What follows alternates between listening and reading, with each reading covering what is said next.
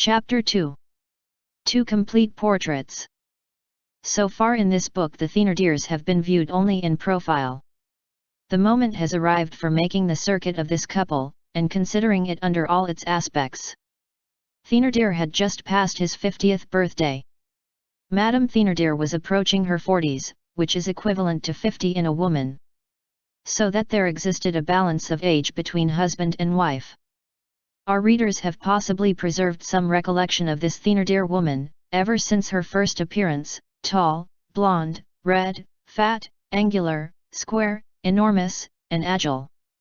She belonged, as we have said, to the race of those colossal wild women, who contort themselves at fairs with paving stones hanging from their hair. She did everything about the house, made the beds, did the washing, the cooking, and everything else. Cosette was her only servant. A mouse in the service of an elephant. Everything trembled at the sound of her voice, window panes, furniture, and people. Her big face, dotted with red blotches, presented the appearance of a skimmer. She had a beard. She was an ideal market porter dressed in woman's clothes. She swore splendidly. She boasted of being able to crack a nut with one blow of her fist. Except for the romances which she had read, and which made the affected lady peep through the ogress at times, in a very queer way, the idea would never have occurred to anyone to say of her, "That is a woman." This Thénardier female was like the product of a wench engrafted on a fishwife. When one heard her speak, one said, "That is a gendarme." When one saw her drink, one said, "That is a carter."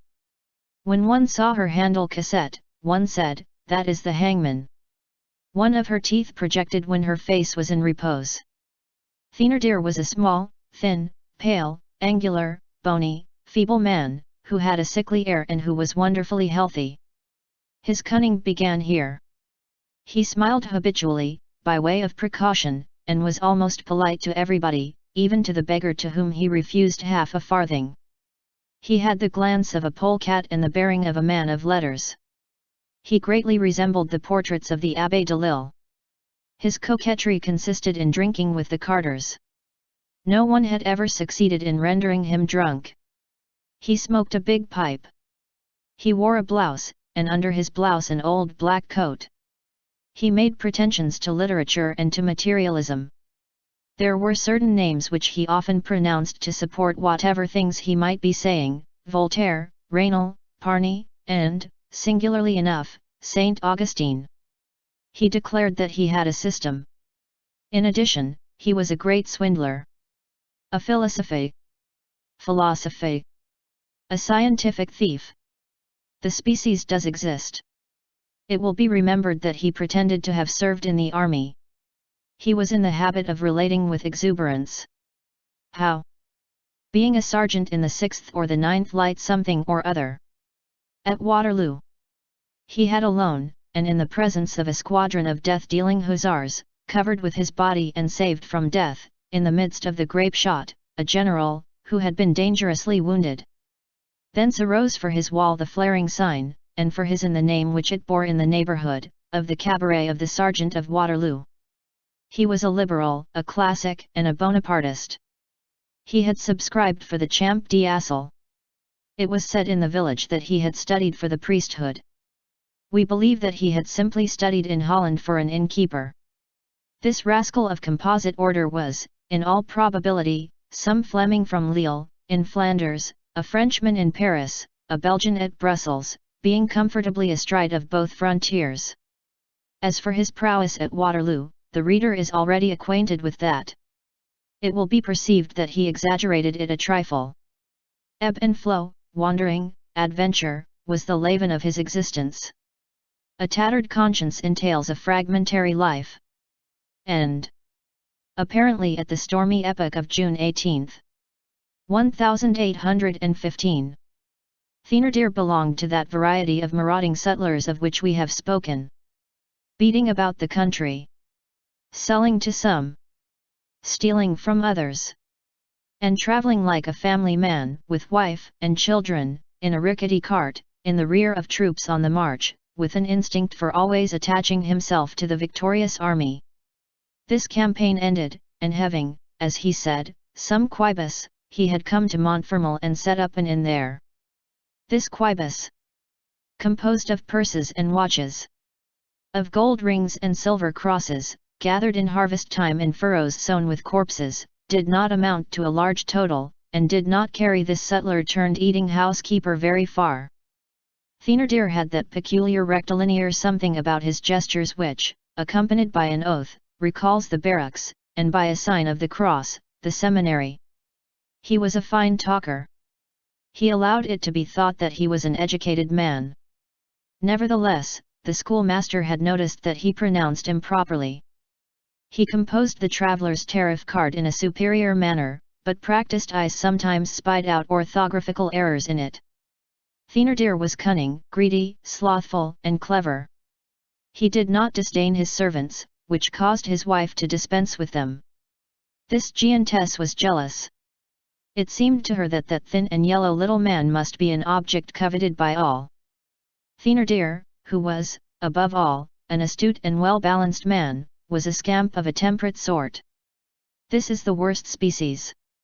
Hypocrisy enters into it.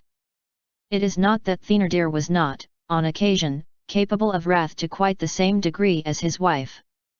But this was very rare, and at such times, since he was enraged with the human race in general, as he bore within him a deep furnace of hatred.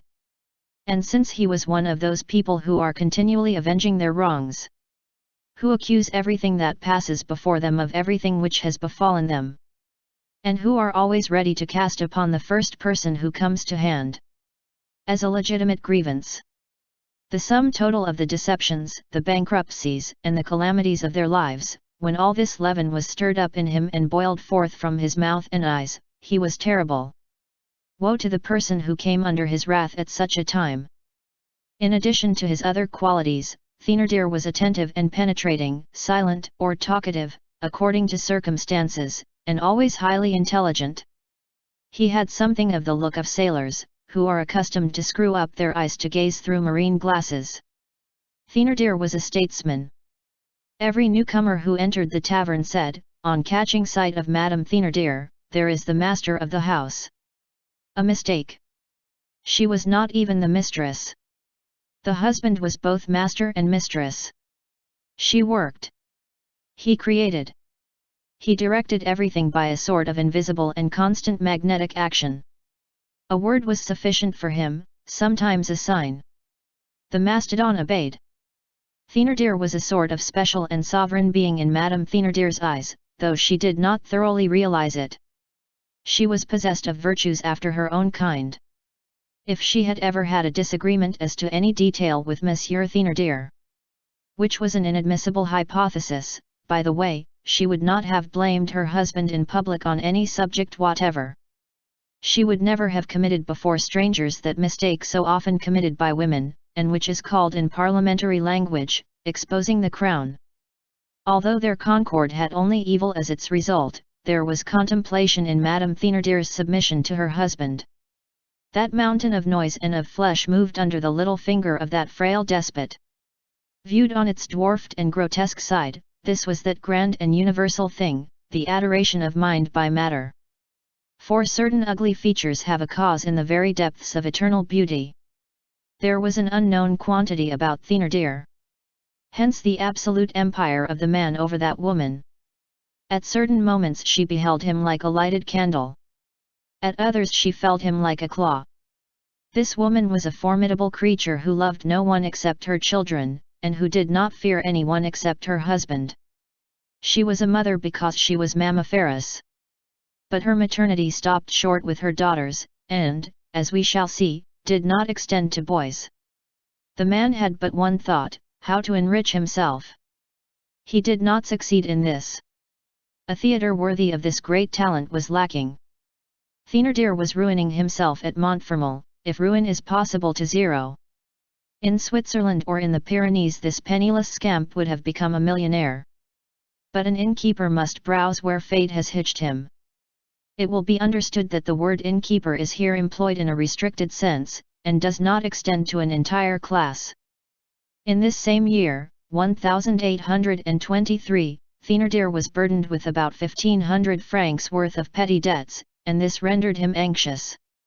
Whatever may have been the obstinate injustice of destiny in this case, Thénardier was one of those men who understand best, with the most profundity and in the most modern fashion, that thing which is a virtue among barbarous peoples and an object of merchandise among civilized peoples, hospitality. Besides, he was an admirable poacher, and quoted for his skill in shooting. He had a certain cold and tranquil laugh, which was particularly dangerous. His theories as a landlord sometimes burst forth in lightning flashes. He had professional aphorisms, which he inserted into his wife's mind. The duty of the innkeeper, he said to her one day, violently, and in a low voice, is to sell to the first comer, stews, repose, light, fire, dirty sheets, a servant, lice, and a smile. To stop passers-by, to empty small purses, and to honestly lighten heavy ones. To shelter traveling families respectfully. To shave the man, to pluck the woman, to pick the child clean. To quote the window open, the window shut, the chimney corner, the armchair, the chair, the ottoman, the stool, the feather bed, the mattress and the truss of straw. To know how much the shadow uses up the mirror, and to put a price on it.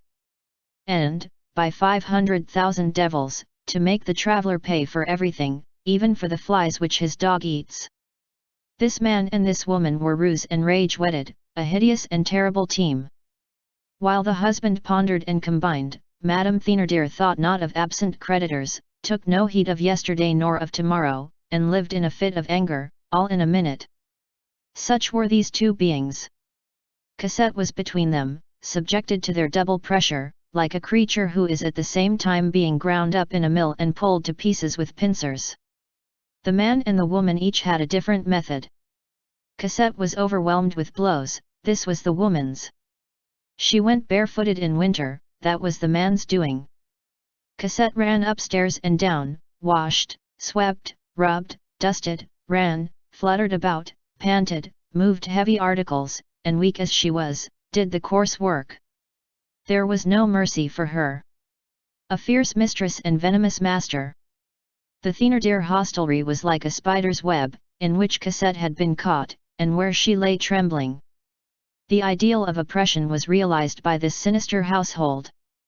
It was something like the fly serving the spiders. The poor child passively held her peace. What takes place within these souls when they have but just quitted God, find themselves thus, at the very dawn of life, very small and in the midst of men all naked?